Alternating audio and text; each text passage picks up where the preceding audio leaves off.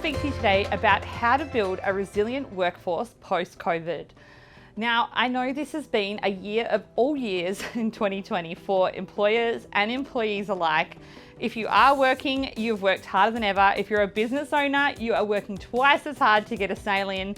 If you're an employer, you're also doing everything you can to retain your workforce so that no one is out of a job. Now, I understand that this is going to take its toll, and people's mental health has been impacted greatly in so many different ways. Everyone I speak to in business, in personal, have said they've been impacted in some way during this pandemic, for good or bad. And I guess I want to challenge you on how do we move forward? How do we build a resilient workforce? How do we build a team of people around us that can withstand the challenges of a pandemic and keep moving forward? Now, this is a tricky one because we all struggle with mental health at different times, and with all the uncertainty around, all the changes, all the lockdowns, all the restrictions, it can mean that, people that normally would be fine weren't coping very well during stage 4 lockdown, particularly in Melbourne. So I guess I just wanted to give you some pointers of things that I have put in place and heard of from other companies that have helped them too.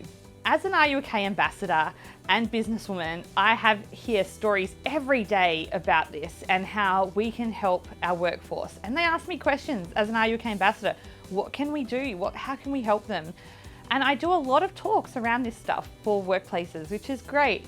And I guess some of my tips that I do give them is 1, offer training to your employees. Now, it is said that 47% of companies during this year have offered their employees some kind of training or Zoom webinars or e-learning for their employees around their mental health and mindfulness. This is critical. So I believe this is the way of the future for employers in the workforce. 2 would be offer some kind of counselling and EAP type service remotely. My business offers telehealth services to companies like this. So if this is something that your employees need, something where they can talk to someone on the phone in their own time, in the comfort of their own home, why not engage with someone like myself to help you and your team at this time? The third thing is I'd offer is to encourage your staff to get physical, to get active. It's so hard to get out of a routine when you've been at home for so long. Like getting back in the gym, getting active every day. So maybe you could run a challenge in your workplace, a step goal for the day, or for the month, raise money for a charity and get your steps up, or do a fun run together, like virtually, however you want to do it. Get creative and get physical with your team. This will increase people's mental health and well-being, as well as their resilience if they're getting active. Also help them deal with mindfulness and stress. Like myself, I do Are You OK talks for workplaces. So if it's something that you need, let me know and reach out.